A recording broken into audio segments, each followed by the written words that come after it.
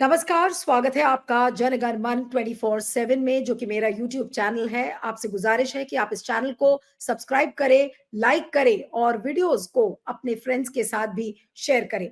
लगातार बहराइच सुर्खियों में बना हुआ है और इसलिए क्योंकि जिस तरीके से दुर्गा जो विसर्जन था उसके दौरान जिस तरीके की घटना हुई, जहाँ पर लाउड स्पीकर्स पर गाने बजाने को लेकर एक झड़प शुरू हुई और वो झड़प एक सांप्रदायिक हिंसा में बदल गया।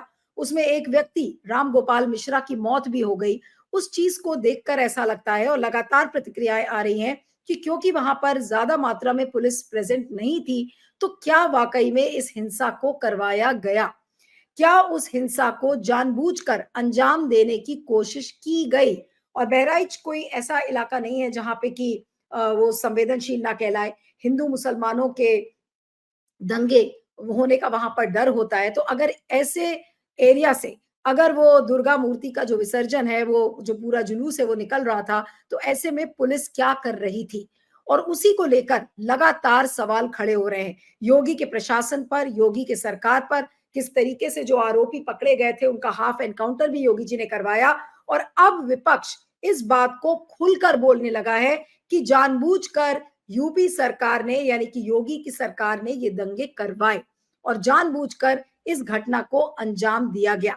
आज अखिलेश यादव मैनपुरी में थे और मैनपुरी में उन्होंने रिपोर्टर्स से बातचीत में ये बिल्कुल साफ तौर पर कहा कि जो बहराइच में हिंसा हुई थी, उसको बीजेपी ने बाकायदा प्लान किया था। उन्होंने ये बोला कि जो भी बहराइच में हुआ है, उसे बीजेपी ने आने वाले इलेक्शंस को देखते हुए प्लान किया है। अब इनका मतलब क्या है?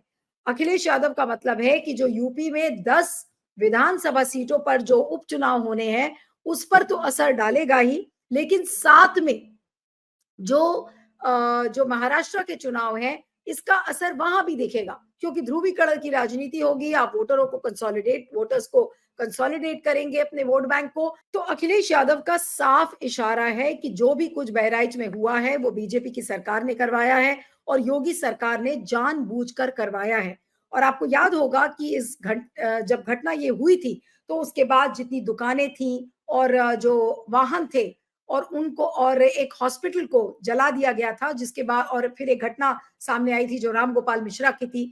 अब ऐसा लग रहा है कि योगी जी इस पूरे मामले में अपने आप से ही न्याय देना चाहते हैं। कल भी मैं आपसे जब जुड़ी थी और मैंने संजय हेगड़े का इंटरव्यू भी किया था, उस इंटरव्यू में भी लगातार संजय हेगड़े ने भी यही कहा था कि ऐसा लग रहा है कि अपनी सीएम की कुर्सी को पक्का करने के लिए बहराइच की हिंसा को करवाया गया है, ताकि उनकी सीएम की कुर्सी सुनिश्चित हो जाए। लेकिन ऐसा लग रहा है कि अब केंद्र सरकार और अमित शाह तो दोनों बिल्कुल बेबस हैं। वो योगी के मामले में दखलंदाजी नहीं करेंगे, लेकिन अब कोर्ट हो सकता है कि एक सख्त रुख अपना ले योगी की तरफ से क्योंकि अ, 20 ऐसे घर हैं मुसलमान समुदाय के जिनके घर के आगे एक नोटिस लगाया गया है। उनको 3 दिन की नोटिस दी गई है और कहा गया है कि आप 3 दिन में रिप्लाई नहीं करेंगे तो आपके घर को गिरा दिया जाएगा।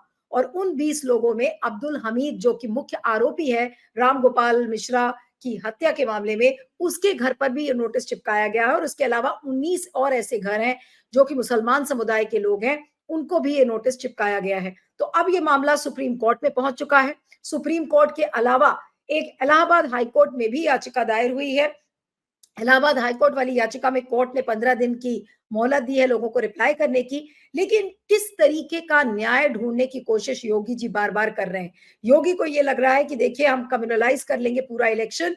अगर हमने बुलडोजर चला दिया लोगों के घर पर, अगर हमने हाफ एनकाउंटर कर दिया, अब ये जो 2 लड़के थे जिनकी टांगों में गोली मारी गई थी और उनका भी नाम उन्हीं आरोपियों में आ रहा था कि जो पूरी हिंसा को अंजाम देना और राम गोपाल मिश्रा की हत्या के पीछे जो लोग आरोपी थे जिनको गिरफ्तार किया गया था, उनमें से 2 आरोपियों को किस तरीके से इंडिया और नेपाल के बॉर्डर पर उनका हाफ एनकाउंटर करने की कोशिश की गई, पैर में गोली मारी गई और एक संदेश देने के लिए कि देखिए हम न्याय इसी तरह से चाहेंगे और हम इसी तरह से न्याय करेंगे। अब ऐसा लग रहा है कि जो योगी बिल्कुल बेलगाम हो चुके हैं, कोर्ट्स भी उन पर लगाम अभी तक नहीं लगा पाया है, तो क्या अब पानी सिर के ऊपर से निकल चुका है? क्या योगी के ऊपर अब वाक़ई में कोर्ट लगाम लगा पाएगा? इसको देखना होगा और सवाल ये उठता है कि अब जो अखिलेश यादव बार-बार कह रहे हैं कि अखिलेश यादव ने बार-बार ये कहा और डंके की चोट पे वो ये बात कह रहे हैं कि जो भी हुआ है बहराइच में, उसके लिए केवल और केवल बीजेपी सरकार ही ज़िम्मेदार है। तो ऐसे में अब योगी का क्या कहना होगा? क्या योगी कोर्ट के आगे क्या बोलेंगे? क्योंकि इसके पहले भी हमने देखा था कि कोर्ट ने कई बार लताड़ लगाई यूपी की सरकार को, लेकिन ऐसा लगता है कि योगी को कोई फ़र्क नहीं पड़ता है और योगी के लिए न्यायालय शायद है ही नहीं या एग्ज़िस्ट ही नहीं करते। लेकिन अब बार-बार ये आरोप लग रहे हैं, ये मामला सुप्रीम कोर्ट में पहुँच चुका है, इसलिए अब ऐसा लग रहा है कि योगी के लिए वाक़ई में मुश्किलें खड़ी हो गई हैं और बेलगाम योगी को क्या वाक़ई में कोर्ट अब उनको उन पर लगाम लगा पाएगा, इस पर देखना होगा। आप बने रहिएगा मेरे साथ जनगण मन 24/7 पर। Thank you so much for joining.